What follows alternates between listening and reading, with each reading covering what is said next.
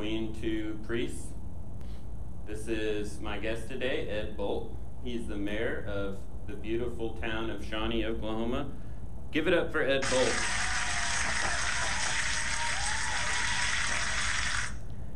So Ed, first question. Okay. What does unlimited power feel like? Wow. Let me tell you, as soon as I experience that, I guess I'll let you know because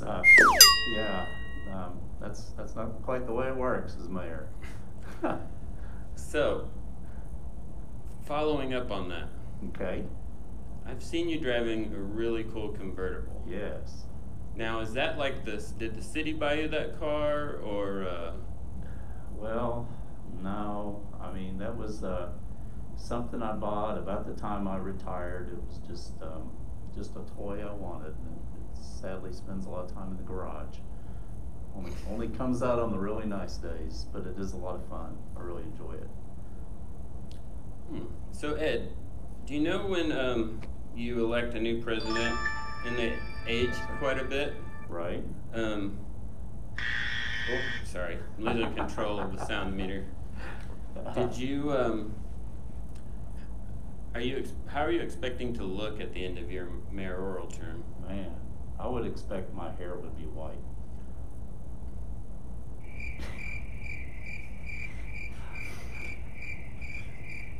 You're not making this fun for me, Ed. I hope that I don't change too much. I mean, obviously we're not getting any younger, so 4 years from now, I'm sure what little dark color hair I have will probably be gone, and hopefully it won't get any bigger too here. This is Ed Bolt. He's the mayor of Shawnee. He's a good friend, and he's been active in our community. I met Ed when I first moved here, but through photography, because Ed took some pictures of our church. Right. And so Ed, in this series we're talking about vocation. Right. And we're saying how people have jobs, but it's not necessarily their vocation. Okay. And so a job is something you do to make money. Sure. But ideally, Right. we get to practice our vocation. Right. And our vocation is, we defined it last week as, there's something you're good at, but you can't make any money doing. Okay, there you go. There's something that you love doing, but you're not good at. And then there's something that you love doing and the world's values and needs. So vocation for each person is where the world's deep need and your deep joy meet. Okay. So the question is, Ed, having had a lot of careers, what's your vocation? Yeah. So that's a good question. You know, I've enjoyed everything that I've done. I mean, even my years at AT&T and you know, I was in sales for them a long time, but I mean, then it was, you know, just treating people the way, you know, we would hope to be, you know, treated. I mean, we're taught that every Sunday, right? And I mean, that's just how I dealt with folks when I was in the business world, you know. And then when I retired, I was lucky enough to do that fairly young and started my photography business. And you know, there again, it was just, you know, what can I do to, I mean, you take lots of different kind of pictures. So if you're doing like a family portrait or something like that, you know, you're trying your hardest to make that something that family is going to enjoy and remember for a lot of years, and be an important part of their family history. Or if I'm out doing landscapes, you know, I always kind of thought that like God was really the artist, and I was just trying to do my part to capture just that, you know, that little bit of it, you know. And I mean, you see so many amazing things around the world that, you know, that God created, and you're just hoping that you can somehow capture that, you know. So is photography, do you think photography is the thing you enjoy most? Oh, I don't know. I mean, seriously, I really enjoy it. I really do. But really what I'm doing right now, I probably enjoy as much or more than anything I've ever done, to be honest with you. I mean, I think I'm at a time in my life, you know, and my wife Phyllis, same thing. We're at a time of our life where we can give back, and I think we've been very fortunate in our lives, and we want to do all we can to help and to give back in our community. And yeah, it doesn't pay a penny. I mean, but I don't care. I mean, it pays me so much more here, and that is just so much more important to us. I mean, we just love doing it. I really do. So what about being mayor of Shawnee? What's the most, I know you, what's the enjoyable, what's the part that gets you excited that you can't wait or you look forward to? Right. Well, it's what I can do to help move things forward in a positive direction here in my hometown. I think Shawnee is a really good town. I think there's a lot of good people here, and there's lots of good people and groups doing lots of good things.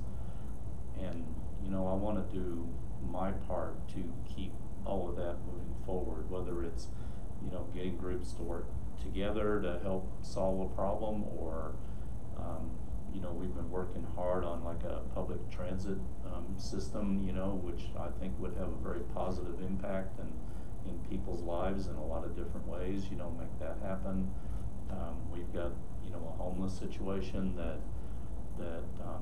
you know, needs to be dealt with in a cohesive manner, where there's actually a plan. And you know, I've been trying to bring people together at the table to make that happen. But also, I mean, all the other things that you always hear about in running a community, you know, try to make it a friendly place for businesses to come, because then, you know, if you bring businesses in, then you have employment opportunities, and, you know, the town grows, and, I mean, all those other things. So, I mean, that's what makes me happy, is if we can just, you know, move things forward in a positive way. That's what I love. That's what I love. So the other big question we're asking is, how does your faith impact what you do? And it sounds like the thing you're most excited about now is being the mayor of Shawnee. So how does your faith impact your work as mayor? And what tenet of your faith, or what's the thing that you kind of find yourself leaning on the most from your faith? Well, I mean, I think it's pretty simple.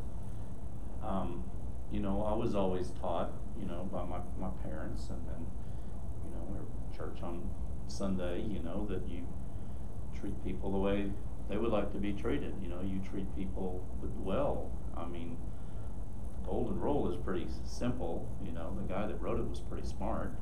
So it seems like that works really well, and if we would all follow that, you know, things just work out better. So, I mean, that's what I've always tried to use to guide everything that I do. If I'm treating you in a way that I know that I would want to be treated, to me, things just work out so much better. I mean, just be good to people, be kind to people, you know, extend grace to them. You know, they've somehow failed, and, you know, they need that support, and, you know, I'm hopefully happy to do that. I'm as human as everybody else, and I fail at times, but, you know, I work real hard not to. But I think, man, just so many things could be solved if we just treat people kindly and treat them the way that we want to be treated.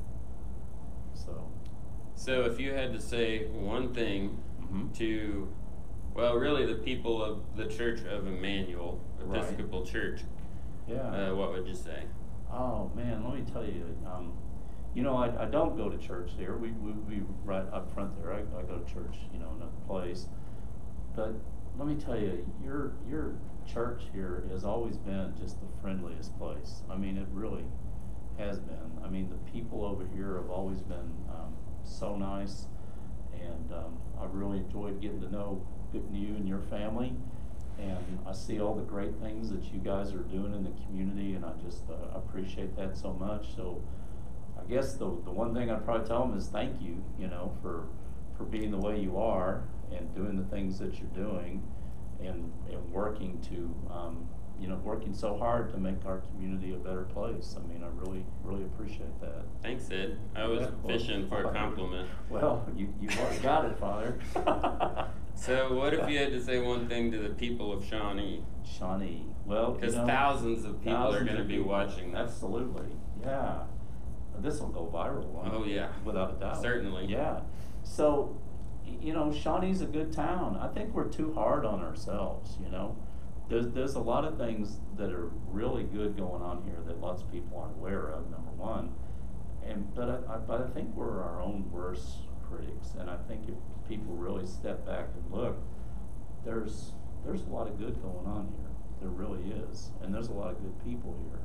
And yeah, we've got our warts like everybody else, but it's nothing we can't fix. It's nothing we can't make better. It'll never be perfect, right? Because I mean, we're all human. But you know, I think we're headed in the right direction. And if we can get everybody kind of pulling on the same rope, I mean, I think we can do wonderful things here. So I'm very optimistic about Shawnee and our future. I think we're going to see good things and see it sooner than later. Well, thanks, Ed. Well, thank you, Father. I had trouble being sarcastic and snarky with Ed at the beginning of this. Because look at that face. How can you be mean? Can't even see it. You can't really see it, but that's good. You're being responsible. We're 6 feet apart, by the way. That's right. So, a face made for radio is what I was.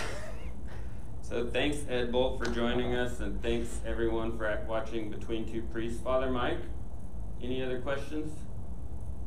No? No. Okay. All right. Got off easy.